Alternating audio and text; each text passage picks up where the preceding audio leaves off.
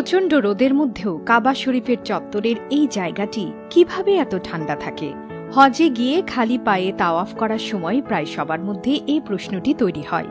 আরবের প্রচণ্ড গরমে সরাসরি সূর্যের তাপে কিভাবে এই জায়গায় এত শীতল থাকে, সে প্রশ্নের উত্তর লুকিয়ে আছে এখানে বিছানো মার্বেল পাথরের মধ্যে। কাবা শরীফের চত্বরে বিছানো আছে পৃথিবীর একমাত্র বিশেষ বৈশিষ্ট্যধারী এমন মার্বেল পাথর, যা কেবল পাওয়া যেত গ্রিসের একটি পাহাড়ে। পুরো বিষয়টির পেছনে লুকিয়ে আছে অত্যন্ত আকর্ষণীয় একটি ঘটনা। ১৯৮৫ সালে বাদশাহ ফাহাদের আমলে বিন লাদেন গ্রুপের ব্যবস্থাপনায় মক্কা ও মদিনা শরীফ সম্প্রসারণের উদ্যোগ নেওয়া হয়। সেই সময়ে এই প্রকল্পের দায়িত্ব গ্রহণ করেন মিশরের বিখ্যাত স্থপতি ড. মোহাম্মদ কামাল ইসমাইল।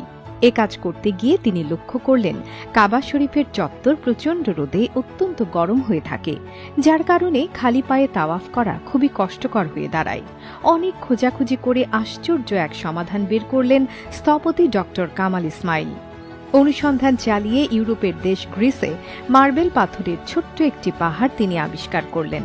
এই পাথরের বৈশিষ্ট্য হচ্ছে এটি সবসময় শীতল থাকে এবং কোনো তাপ বা রোদ এটি ভেদ করে ভেতরে ঢুকতে পারে না। পরিকল্পনা অনুযায়ী সেই পাহাড়ের অর্ধেকটা তিনি কিনে নিলেন এবং পাথরগুলো কেটে কেটে মক্কায় নিয়ে আসলেন।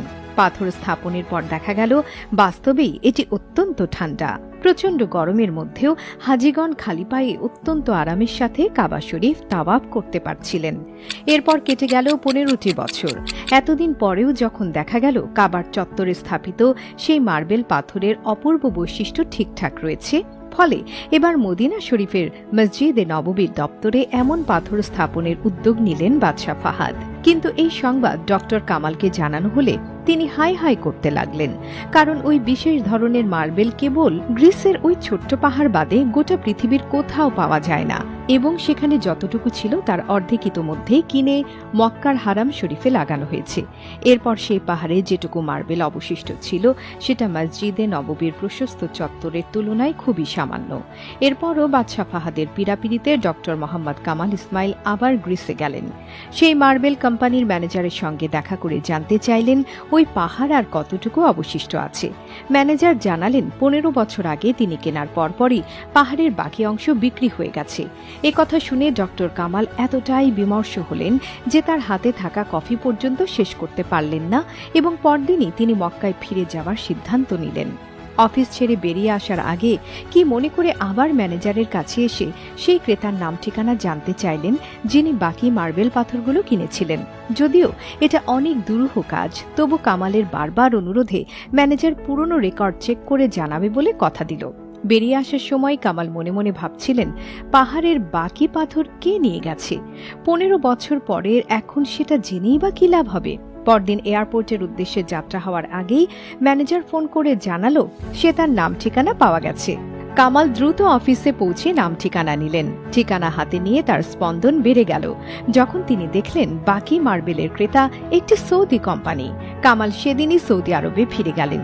সেখানে পৌঁছে তিনি কোম্পানির কাছে জানতে চাইলেন ১৫ বছর আগে তারা গ্রিস থেকে যে মার্বেল পাথর এনেছিলেন সেগুলো দিয়ে তারা কি করেছেন। সেখান থেকে তিনি জানতে পারলেন ১৫ বছর আগে গ্রিস থেকে আনা সেই সাদা মার্বেল পুরোটাই স্টকে পড়ে আছে, কোথাও ব্যবহার করা হয়নি। এই কথা শুনে কামাল শিশুর মতো কাঁদতে লাগলেন। কোম্পানির মালিক তার কারণ জানতে চাইলে তিনি পুরো ঘটনা খুলে বললেন। ড. কামাল ওই কোম্পানিকে সৌদি সরকারের পক্ষ থেকে একটি খালি চেক দিয়ে ইচ্ছে মতো টাকা বসিয়ে নিতে বললেন। কিন্তু কোম্পানির মালিক যখন জানতে পারলেন এই সাদা মার্বেল মসজিদে নববীর চত্বর বাঁধানোর জন্য ব্যবহৃত হবে, তৎক্ষণাৎ তিনি এর বিনিময় নিতে অস্বীকৃতি জানিয়ে বললেন, আল্লাহ আমাকে দিয়ে এটা কিনিয়েছিলেন, আবার তিনিই আমাকে এর কথায় এতদিন ভুলিয়ে রেখেছেন, কেননা এই মার্বেল মূলত নবীজির মসজিদের জন্যই এসেছে, এটার আল্লাহর ফয়সালা ছিল। স্থপতি ড. কামালের এই অনন্য পাথর আবিষ্কার এবং হারামাইন শরীফাইনের সম্প্রসারণের কাজ তার অসামান্য অবদানের কারণে সৌদি সরকার তাকে মোটা অঙ্কের চেক দিতে চাইলে তিনি তা নিতে অস্বীকৃতি জানিয়েছিলেন। তিনি বলেছিলেন, মক্কা মদিনার কাজ করে বিনিময় নিলে আল্লাহর সামনে আমি কোন মুখে দাঁড়াবো?